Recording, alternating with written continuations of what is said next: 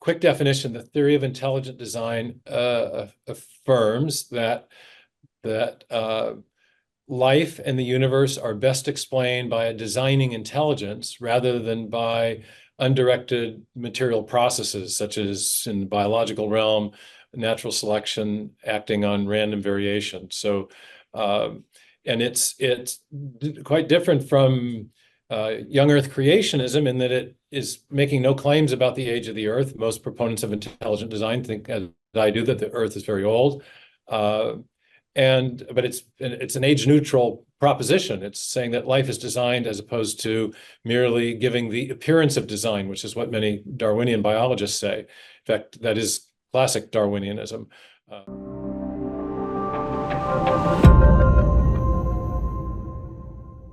So by the mid-1960s, when this sequence hypothesis of Francis Crick is confirmed, biology enters an information age, and people realize that inside the cell, we don't just have chemical reactions going on. It's not just metabolism even. Mm-hmm.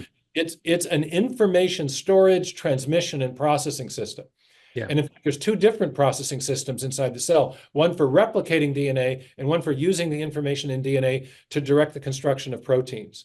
And so the sophistication of the informational system that's at work inside even the simplest cell, even one-celled bacteria have information processing and storage capacity of the type I'm describing.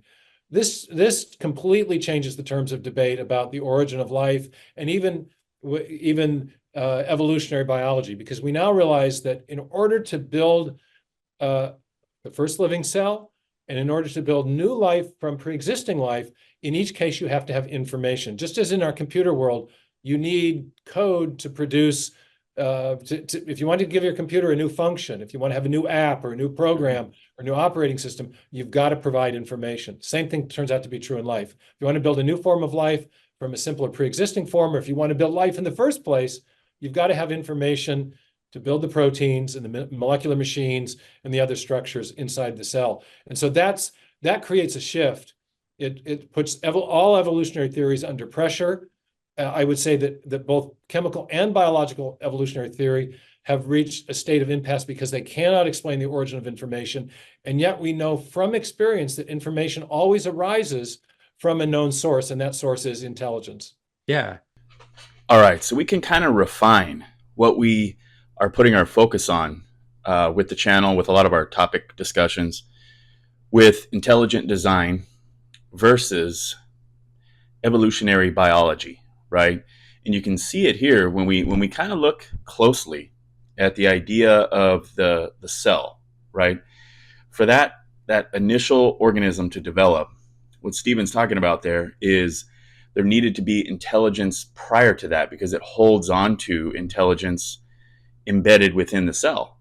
And I would agree that this is a way, we don't need to make it about any type of religious debate. We want to make it about intelligent design versus evolutionary biology. And the reason that's so important is this is not a place for argumentation. I'm not trying to talk about proving somebody wrong, or, my way is right, or this religion's right, or anything like that. What I really want to get to is an epistemological framework in which we can start to push for consensus.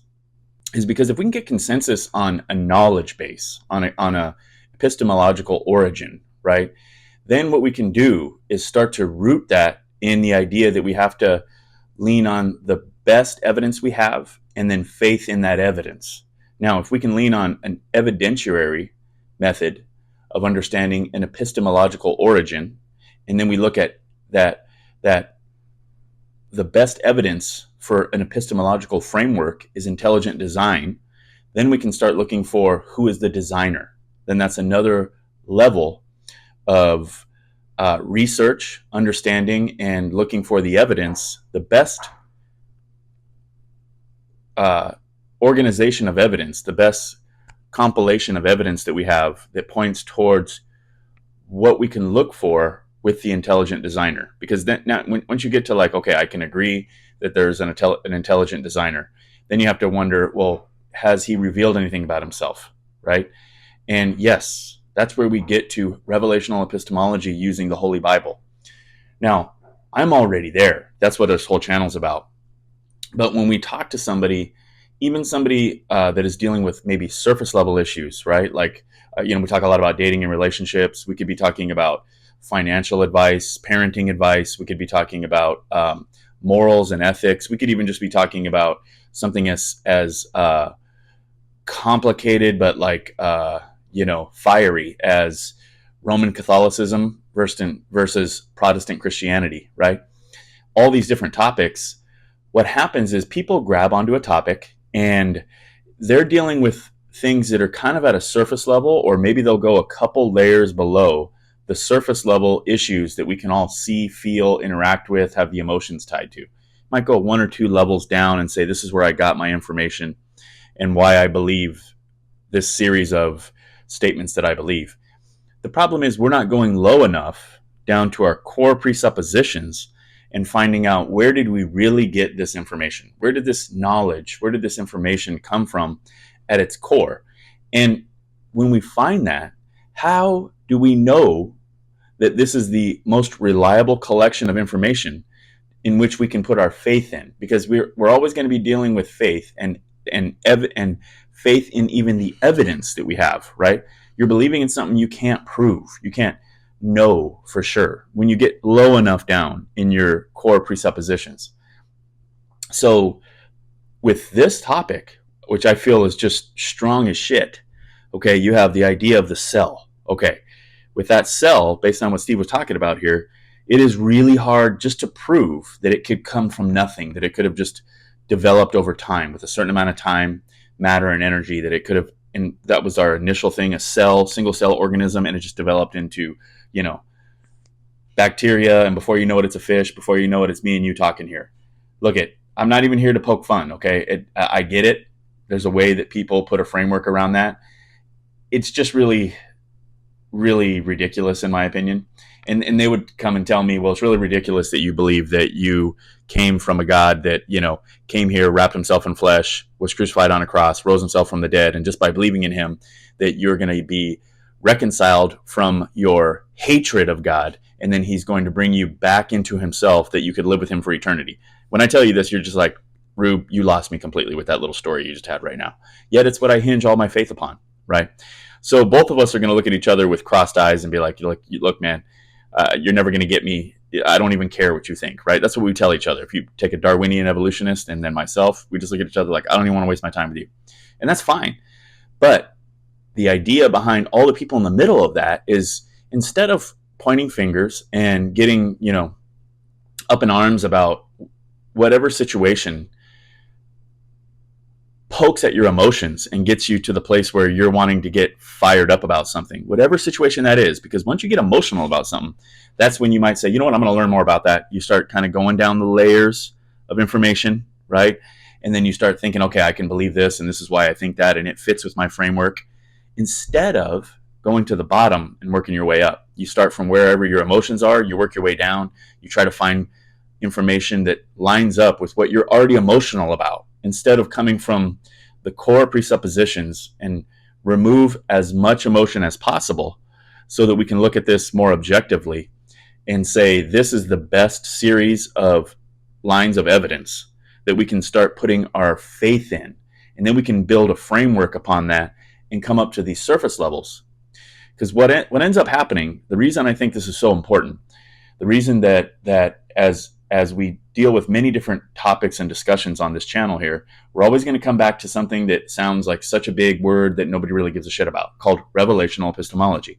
The reason this is so important is I find that a lot more people are open to understanding a knowledge framework, because that doesn't attack. See what I mean? We can create an objective framework, a blueprint, so to speak, of objective information, and then say, hey, here's the series of evidence, the line of evidence that I have, in which I hinge my faith upon. Faith is faith. It's something that we believe without knowing for sure. But then you can say, what is the evidence, or what are the reasons why you have such a strong conviction for that faith?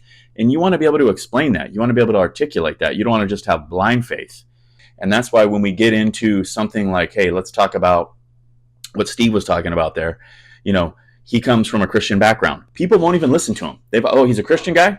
He's a kook. He's a cult member. You know, I can't deal with that. They think they don't even, you know, they don't believe in anything that is objective. They're not a science backed, you know, thinking person. They're going to come over here and start telling me that, you know, women need to be listening to men. And, you know, people go off on a tangent, again, based on some emotional situation they got into. And then they just go down the ladder and they start finding information out about this emotional issue that happened in their life. And with that emotional issue, maybe the person said that they were a Christian, or they were from church, or that they were a Buddhist, or they were a Muslim, or whatever it is. And they did something really evil up here that caused a really strong emotion in somebody. And they're like, oh, a Muslim did that, a Christian did that, you know, Jehovah's Witness did that. They don't know nothing about that. You know, they don't know anything about Christianity, Islam, or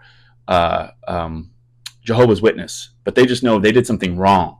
So they're going to find out about it, but they're not going to come down to a core presuppositional epistemological framework and be like, oh, I get it. This person that did this wrong to me up here, he should be following this line of thinking, but he deviated somewhere and it got him over here. He's actually not a part of this core group that identifies as this particular thing, right? He says that, but he's actually off in the weeds, because as I followed this line up, he deviated from what this actual profession is. He's not that thing. He just says he is. But people don't do that. They just say, oh, okay, this Christian did me wrong, you know? And so then they just go, instead of coming from the core presupposition, the framework, they come from the top and say, well, where does he go to church? Oh, he goes to this church. Okay. And then, and now I understand that. Okay, let me go online and find out a little bit about that. Oh, they do XYZ. They do these things. You know what? This sounds like something that is just completely full of shit. I mean, I can't get behind this at all. And this guy's a hypocrite. He's doing me wrong. Makes me feel bad because there's all these rules with this thing. I just don't get it. Like, that seems old to me. I don't trust the Bible. I don't even know what that is. All of a sudden, that same person that was probably done a really evil wrong, or maybe it wasn't, but it was something that invoked a lot of emotion in them, without doing much research at all, they just labeled and listened to the person that identified as whatever they did, and then they just shun the whole thing. You know, it's like, well, that person did me wrong, so that whole thing must be a complete full fraud, right? And if this happens enough up here, right, on the surface level, a lot of emotion, a lot of wrongdoing, all of a sudden, nobody even cares where all this knowledge and information came from. They don't care.